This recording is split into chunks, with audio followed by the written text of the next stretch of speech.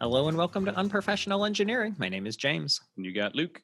Luke, we're tackling a serious topic today. And now as I say that, it might not be the best choice of words, but we're taking a look at concussions. This is definitely probably the most serious episode I think we've done, maybe. It really might be. And I know that people are out there saying, well, concussions aren't exactly engineering. Well, I like to think that there's some engineering that goes into ways that we prevent concussions. I think that there's some maybe bioengineering that goes into the whole natural protection that we have for concussions. But I did want to give a quick shout out to a group named Trifecta Sports Solutions, who we're actually teaming up on for these episodes. It's going to be a 3-part series where we discuss how they're taking a new stance on football helmets to lower the number of concussions that are caused by that sport. So hang out and catch those follow-up episodes after this one. So Luke, fun fact for you before we get serious. Can we call them medical facts instead of fun facts? It feels like we should be more serious. Medical fact for you, Luke. Okay.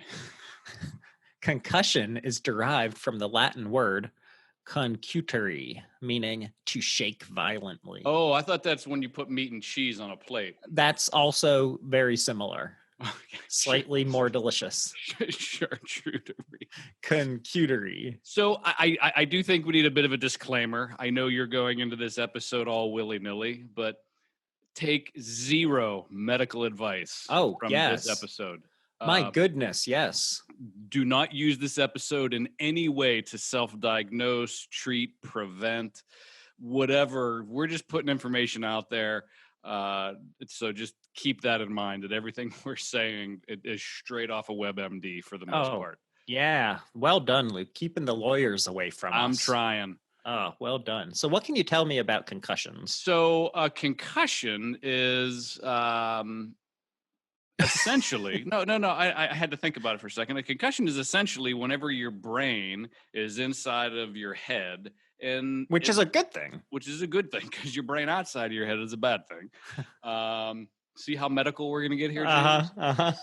And essentially it's whenever it's shaken, and what happens is your brain, and it's not just like shaking your head is bad, it's whenever you shake your head with such force that your brain actually bounces off of the front of your inside of your skull, the back of your skull, and or the side of your skull. So you can imagine like all the different sporting activities and stupid things we've done as kids and even as adults that could potentially cause concussions. So fun fact about that. No, medical fact. Medical fact about that. According to the CDC, and this is really old data, I don't know why, but between 2001 and 2009, an estimated 173,000 people under the age of 19 experienced concussions. That's an alarming number of people who have concussions. It really is. And just to go back to that you pointed out that the data was kind of old, I feel like concussions have been in the news a lot the last handful of years. Mhm. Some serious problems have arisen because of people with lots of concussions, and a lot more research is going into it. I don't think there was a whole lot of research that went into concussions until recently.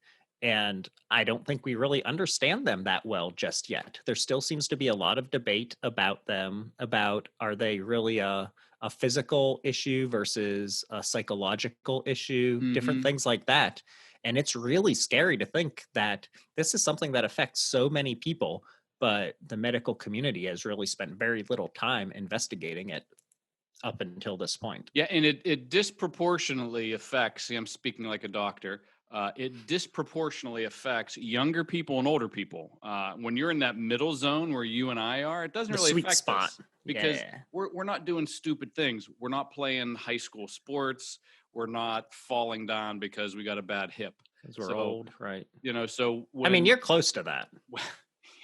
I am close to that. You did just club yourself in the head with like a pry bar, so maybe you got a concussion. I probably had a mild concussion from that. I mean, I hit myself in the head with an 80-pound pry bar, so yeah, there's a good chance. So, Luke, a few common characteristics of concussions that you might notice when you or somebody else may have one would be nausea, like a loss of coordination or like trouble balancing.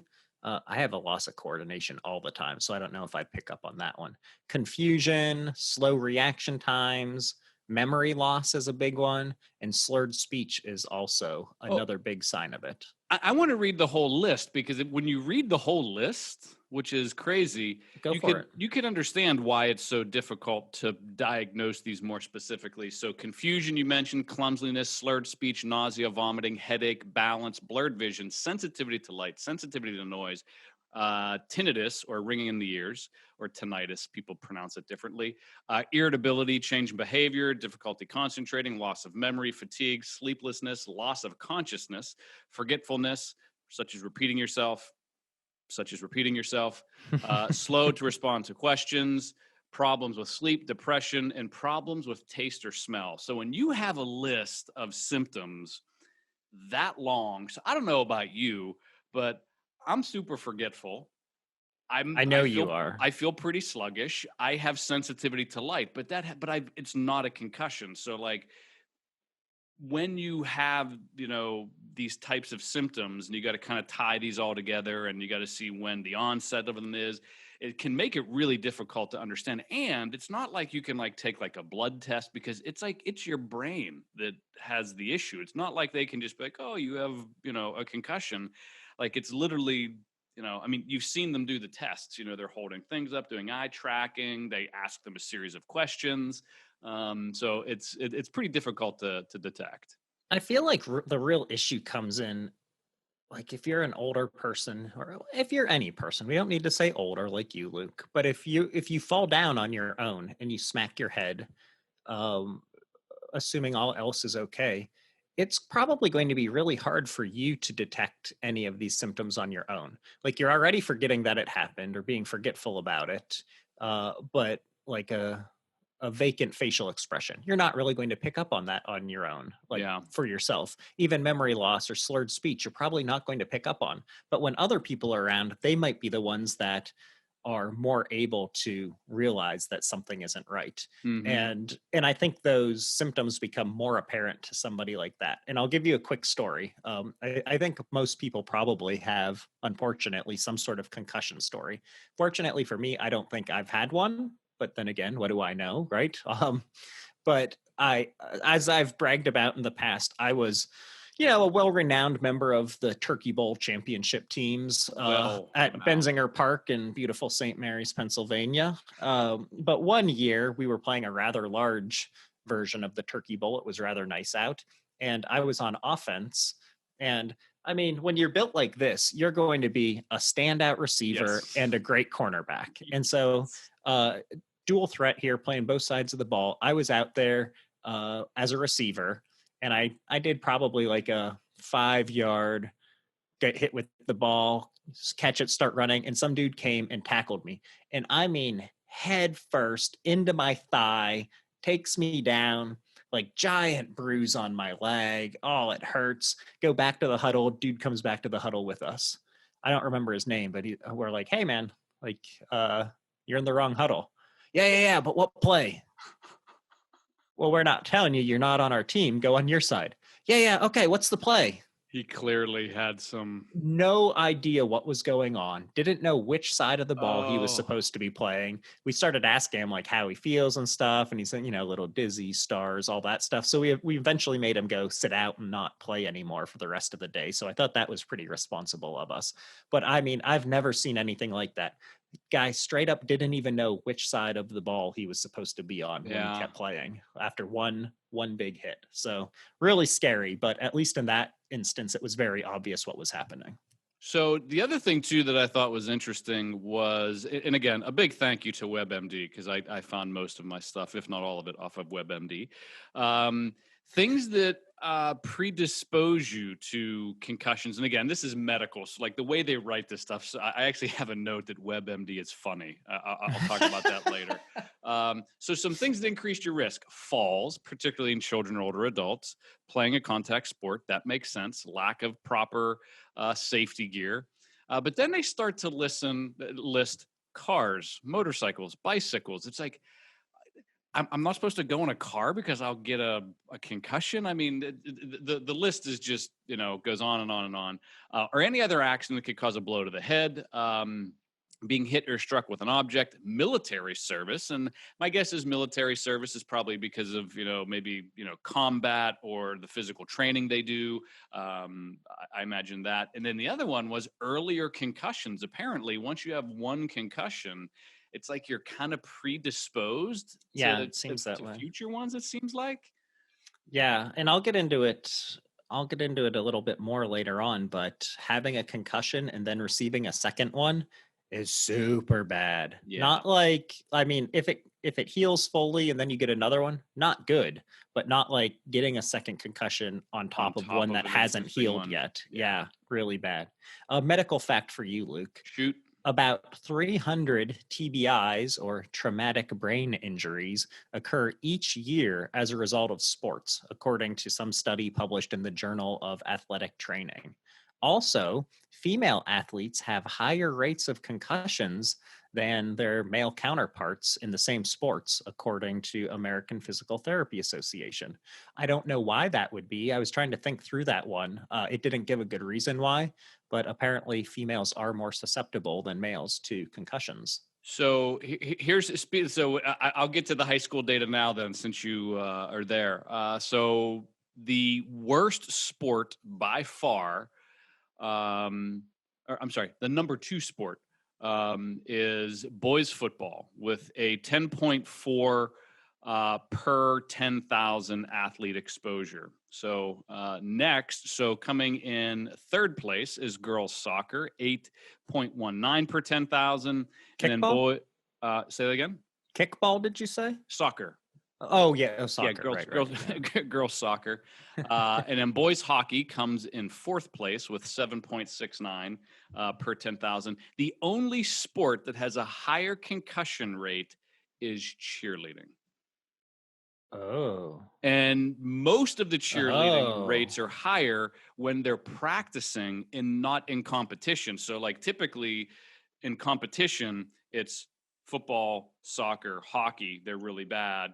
But with cheerleading, practice is where, because they're doing stuff they've never tried before, they're flipping people up in the air. Oh man, I never thought of that. Yeah, cheerleading apparently is terrible whenever, especially, so my daughter and wife used to watch this cheerleading show on Netflix. I think it was called Cheer. Yeah. And apparently, like, these girls are called flyers, the ones they throw up in the air and catch them. Apparently, like, they get concussions like all the time because they get dropped, they hit their head. And it's not just on the ground. Like, as you're coming down, you catch an elbow, you catch someone's shoulder, you hit your head. I mean, it's kind of crazy.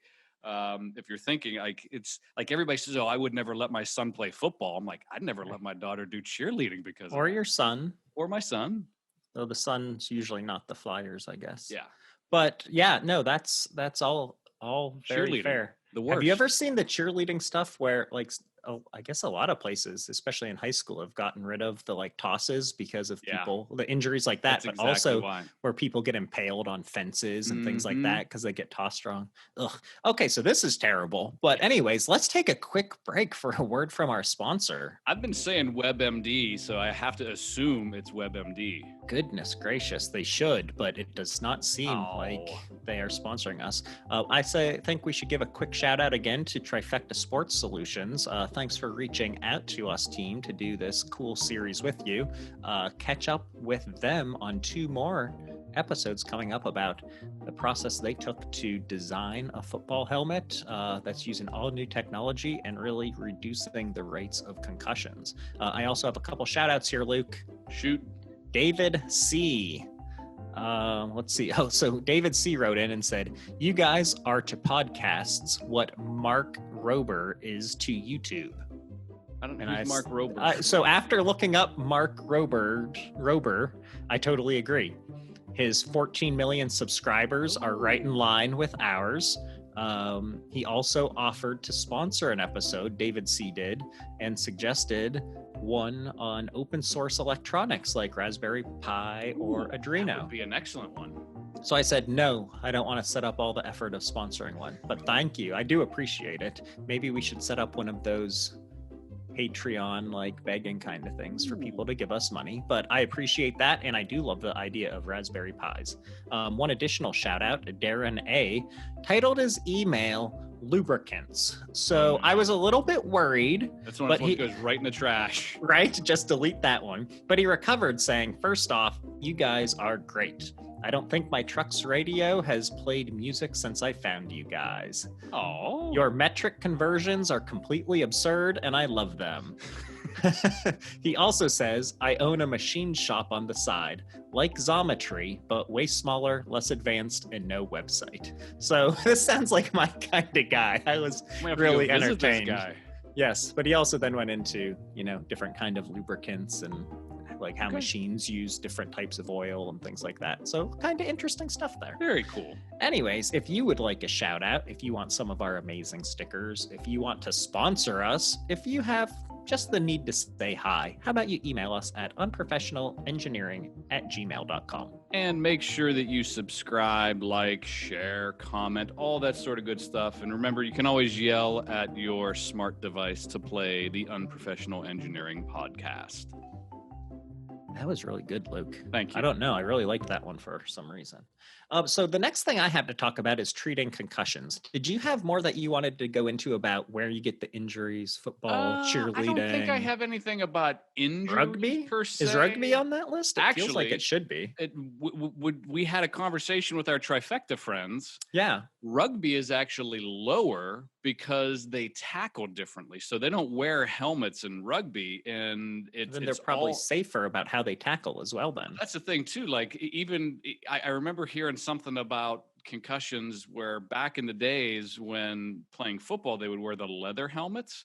There were fewer head and neck injuries because people would never lead with the top of their head because they were wearing, basically a piece of leather on their head, and it would hurt like all get out. So they had to tackle in a different way. Now they got these big bulbous helmets on, just like, they're like a rocket. They just point their head at it and wonder why they have a concussion. Speaking of rockets, Luke, there was one other cause of concussions that I did want to mention, and that is explosions. So it affects a smaller demographic, and maybe you and I don't think of this as a common thing, but in many parts of the world where, bombings and things like that are an everyday part of life, these explosions and the debris flying from them are another big cause of concussions in those areas. Wow. Didn't even think about that. Yeah, me neither. So were you going to talk about the grades? Are you saving the grades? Oh, man, I would love to talk about the grades because it's super interesting. I never knew this was a thing. I didn't know it was either. So the first one is called grade 1. So there's three systems though as well. I'm missing. But go ahead. No, go ahead. Do your thing. Okay. So there's 3 grades. The first one is mild, and the symptoms last less than 15 minutes. And there's no loss of consciousness. That's just kind of like the general, like you hit yourself, you're kind of dazed for a second, 10, 15 minutes later, you feel fine and have no long-term side effects. Grade 2 is moderate. So these symptoms last longer than 15 minutes. And they also involve no loss of consciousness. But this is something where it could be, maybe a couple days that you're dealing with this, kind of nausea or not feeling well. And then the third and most severe, this is where the person does lose consciousness, even if it's just for a few seconds. It's considered a loss of consciousness. And this can literally last weeks, if not months of recovery time with a severe concussion. All right. That's something else.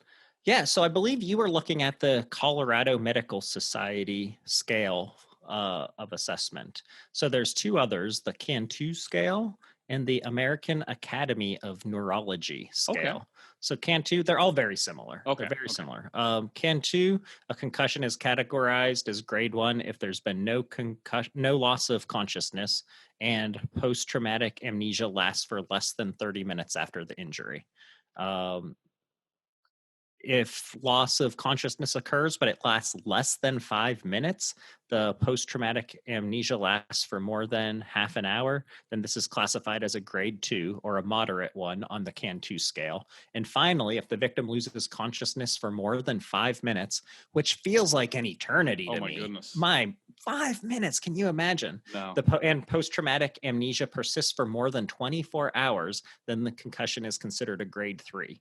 So that one seems far looser than yours, right? Yeah. Yours, like if there was any concussion or any a loss of consciousness, it was a grade 3. It was always severe. Yeah. Right. So that's the Colorado scale that you described. The one I just mentioned was the Cantu scale. And then the American Academy of Neurology system is really similar to that of the Colorado Medical Societies.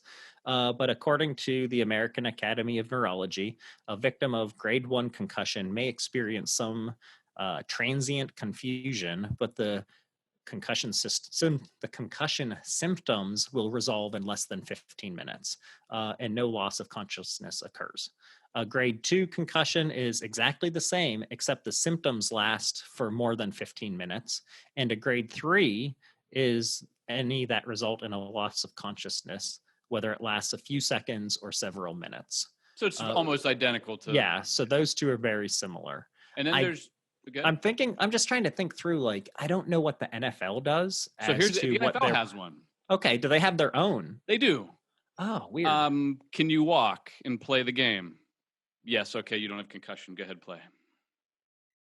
Oh, you were making a funny. I was making a funny because apparently, and I'm going to get into this a little bit later on when we talk about the Pittsburgh connection here.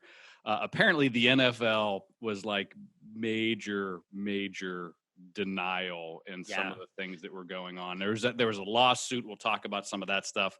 So yeah, I'm sure the NFL does have a scale now. And they have a way of evaluating it, but apparently it wasn't that great for a really Oh yeah, for sure. They've been taking it much more seriously, I think, in the last handful of years. You can tell like a lot less people are returning to the game after concussion symptoms, things like that, which is great. They need to be doing that sort of thing. But really scary, like what you're saying, was kind of how it was. Yeah. And there's a lot of not backlash, but like even in the locker room, like, it's less manly if you go out because you have a concussion, things like that. You have to be open about these symptoms and what you're actually seeing. And the players are trying to mask them and hide it so that they can get back in the game. They want to win. They're not thinking about their long-term health. And so they're coming up with tests that you can't fake. Yeah. You don't know answers ahead of time, or you can't fake the right answers. And it's keeping them out of games. And that's great. If you think about it, any professional athlete, they're compensated in a lot of cases based off of how well they played. They their get bonuses. Performance. Yeah. So if you're, Hines Ward, and I'm sure he's had a couple concussions the way you've seen that guy get hit whenever Burfitt hit him that one time. I mean, if you think about it, if he's not playing and he doesn't score 2 touchdowns that game, I mean, that could be, like 80,000, 100,000 that he's not going to get if he's not on the field playing. So, I mean, if you put yourself in these players' positions, they're literally making the decision, do I play and make an extra $100,000 today because of my performance, or do I have a concussion and not play? And that's a tough decision in the moment with all your kind of brothers on your team there. It's got to be difficult. So I do want to say something funny to lighten the mood here, since we just poo-pooed the NFL. Can I give you one other not funny fact first? Okay, go ahead. Okay, so the AAN, one of the methods, maintains that someone who had a grade 1 concussion may resume physical activity after 15 minutes of exhibiting no post-concussion symptoms. So maybe this is kind of like the NFL system where they're like, okay, you're good after all. You can go back in like the next series or 2. Yeah. If someone has a grade 2, the person can return to play after being symptom-free for 1 to 2 weeks. So this does kind of sound like maybe what they're doing. Yeah. And any grade 3 requires hospitalization. And then the athlete has to be asymptomatic for 2 to 4 weeks with physician clearance before returning to play. So go ahead and lighten the mood. Let's Luke. lighten the mood here. And I meant to say this when we were talking about all the kids' sports that we were talking about before. So this is my title. WebMD is funny. It says, this is right off of WebMD, concussion in children. Because their heads are disproportionately large compared to the rest of their body, concussions often occur in younger children. Big old heads. They're called, it's true, too. It is. They look like, what was the name of the guy on the Flintstones? Was it Gazoo, the alien that had the alien, little tiny body and the really big head? I think his name was Gazoo. Like all little toddlers, they all look like Gazoo. Like they just fall over because their head's so big. That is funny. On that note, let's take a break for this week's Luke's rant. Yeah, so my rant is going to be, I'm going to keep it on the NFL. We've been picking on them already. And this one is going to be specifically the Pittsburgh Steelers. So as you know, James, I'm a season ticket holder. You are. I was going to ask you about this, by the way. Go ahead. Yeah. So they sent out an email with a link to a thing saying, if you don't want tickets for the year, fill this survey out. Let us know you don't want tickets. You can either get a refund or put the ticket price towards next year. And at the very end of the email, it said, or at the very end of the survey, it says, this doesn't guarantee that you won't be charged. And if games happen, so if I said I don't want to come to the games this year because I'm afraid of COVID, they might deny it and still charge me for the tickets. And if games resume and I said I didn't want to go, they could charge me. So they sent this email out, I don't know, maybe a month ago, 2 months ago, and literally zero communication has happened. Like, I didn't know. As a season ticket holder, I pay thousands of dollars a year to go watch these games. Podcast money. They didn't tell us that the first game there were going to be no fans. I found out there were no fans whenever I started watching it on TV because there was this idea that they would put people in groups. So like, if you're a family, they threw that around a while. Yeah. Yeah. They were like, oh, if you're a family, you'll sit together and then they'll like put seats around and put another family or group over here. And that was going to be tough to manage. And I get that. But the communication from the Steelers was just absolutely terrible. And I still don't know if I'm getting a full credit towards next year or if they're going to, I still, because again, it said it wasn't a guarantee. So I don't know. It was just poor communication. And I imagine a lot of these teams, I'll give them a little bit of grace because I imagine a lot of them are dealing with this. I'm glad they didn't do the little pods of like that would have been seats. Weird. That would have been a mess just to try and organize it. Yeah. And then I would have been up there moving up to the front row. You know how that is. I was talking to the mom-in-law. She said that one of our friends, he's a season ticket holder to the Browns, which, I mean, I don't know why anyone would do that. They're free, right? Yeah, they were paying them just to show up. No, they seem to handle it a lot better. Like, you had the option to go. You could just totally push it forward. You didn't lose your spot as a season ticket holder or anything like that. So, yeah, tough situation. But yeah, I can see your frustration. I am missing going to the games, I'll tell you that. I know, me too. All right, moving on, Luke. What did you have next on the agenda? So we were just talking about the Steelers. We got to talk about the Pittsburgh connection here. Oh, yeah, you told me. Yeah, so back in 2015, there was a movie called Concussion. Starred Will Smith, and the movie was all about the doctor. His name is Bennett Amalu. Yeah. And he discovered neurological deterioration in the brain similar to what Alzheimer's looked like. And this all started because of Pittsburgh's very own Mike Webster. He died of a heart attack, the end of his life. So Mike Webster, the guy made, hundreds and hundreds of thousands of dollars as a football player. And he literally slept in his car, was homeless, had all kinds of mental, problems, and, was in and out of, psychiatric places. And everybody was like, well, what's going on? And this doctor was the first person. He did an autopsy on Mike Webster. And whenever he looked at the brain of Mike Webster, it looked very similar to someone with Alzheimer's. And he basically, concluded through all the research, and he did lots of other autopsies to kind of, pull this all together, that this was maybe not necessarily full-blown concussion, but just that over and over and over and over again. And he died, and he called it chronic traumatic encephalopathy, or CTE. And it basically, you're destroying parts of your brain. And it happened in Pittsburgh. He did the autopsy. The NFL was livid with him about this. He lost his job, this doctor. And eventually, the NFL settled for a $1 billion settlement that they would pay out over 65 years to over 20,000 retired NFL players the lawsuit. And I totally forgot about this one. Junior Seau, remember Junior Seau? Remember that. He shot himself. That was a big one. He committed suicide. And whenever they did the autopsy, he had CTE all over his brain. And so did Frank Gifford, the guy married to Kathy Lee Gifford. He had CTEs as well.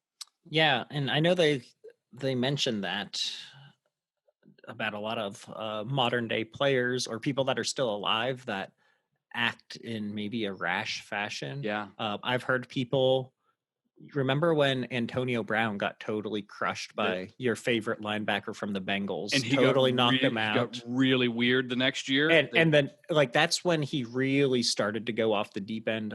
I'm sure the dude was a bit of a diva and whatnot all the time, but really that's when his antics started. A lot of people think that that might be the But cause for they say that. those CTEs change your behavior, and Yeah. a normally healthy person behaves erratically, and all kinds of things happen with those. I've heard the same thing about OJ and how that could be something going on with him, especially as, after all of the very famous legal battles and whatnot, he Yeah. had the like breaking into someone's like Las Vegas hotel room to steal memorabilia and Hmm. things like just crazy behavior. But yeah, super scary. There's a big research or study going into CTE still. The National Football League, National Institute of Health, and the University of Pennsylvania are all collaborating on a giant study to try and learn more about CTE, its effects, its causes, things like that. Yeah, but it was So, crazy how the NFL reacted when this guy came out. And I never watched the movie Concussion. I watched a couple of the no, me neither. trailers before we did the show, That and was it. your research for this Well, episode? no, no, no. It looks like a really good movie, and it looks like they really tried to destroy the NFL. Really tried to destroy this guy because, like, the NFL knew they had a problem. They weren't admitting it. And if you think of all these retired players, I mean, you hear every one of them, talking about the issues they have with sleep and anxiety and depression, and Hmm. it's just like, oh, how can you ignore that? Yeah. So, along with this, like lack of understanding, there's still a lot of controversy as well. So, like, this isn't like breaking your arm, right? Like, the brain's not real well known. It's not, it Hmm. hasn't been studied enough. It's very difficult to understand. But there's a debate over the nature of concussions damage, and it's divided between people who think the effects of the concussion are like structural or functional. And so, those in the first camp think that a concussion results from a physical alteration to the neurons of the brain. Like there's actually a physical change going on there. The other half thinks that since a concussion, like concussion symptoms are short lived usually, and the recovery is usually kind of spontaneous and you completely heal, that the damage isn't consistent with structural damage of the brain and therefore it must be more functional. So it's kind of difficult to even understand what's going on, and the experts don't even know at this point. So Yeah, yeah. more studies need to be I would done. hope so because there's so many, especially especially with young people nowadays. I mean, if you think of all the different sports that are happening out there, we talked about football and cheerleading and all these. They asked this doctor that did the the CTE autopsies on Mike Webster. They asked him on one of the morning talk shows back in 2015, would you let your son play football? And he didn't want to make it this about football being the bad guys. It was Sure. just like, this is evidence and I need to present it and whatever you do with it. And he's like, based off what I know, I would never let my son or daughter, participate in a contact sport that would involve them hitting their head in any way. And Yeah. that's pretty powerful. It is. It really is. One more thing, since we touched on it earlier, I really want to get this one out there. And I'm going to say this is for the parents out there because I know kids are young and dumb and they're not going to listen anyways. Second impact syndrome, super rare, but it's very deadly. It occurs when a victim has already had a first concussion. The first one doesn't resolve itself, so it's not fully healed yet, and a second concussion is triggered. And it triggers this chain reaction inside of the head. It starts with disordered cerebral vascular autoregulation, which sounds pretty scary, but this means that the brain loses the ability to keep the right amount of blood pressure flowing through the arteries in your organs. That leads to congestion in the arteries in your brain, creating lots of pressure inside of your skull, and ultimately results in brainstem herniation and death. So, this is something you have to take really seriously. If you have a concussion, if you see your kids maybe not acting right after a hit or something like that, make sure they're not going back in the game. Make sure they're getting taken care of and they're not going to be getting a second concussion after the first one. Just super scary stuff can happen. Yeah, and there's tons of resources out there. There's obviously WebMD, but like CDC.gov. There's actually a site out there called kidshealth.org, and there's a whole thing there for children that think they may have concussion or parents to help identify concussions. So make sure parents and kids, if you do any kind of sport that involves this or anything where you think you might have a concussion, make sure you do your research and take these things seriously. So. That's right. Fortunately for us football fans out there, we have great people out there like Trifecta Sports Solutions who are trying to come up with a solution that can be used for football, but I'm sure the technology could be used in other places as Oh, yeah. well to make us have less concussions. So make sure to check out the following 2 episodes where we interview the folks from Trifecta Sports Solutions and talk about their inventions. So hopefully you learned something about concussions. Hopefully you're very scared about them and you're going to avoid them at all costs at this point. If you have any questions, you want to fill us in on some of the misinformation we're spreading, whatever it might be, how about you email us at unprofessionalengineering@gmail.com. And until next time. See ya.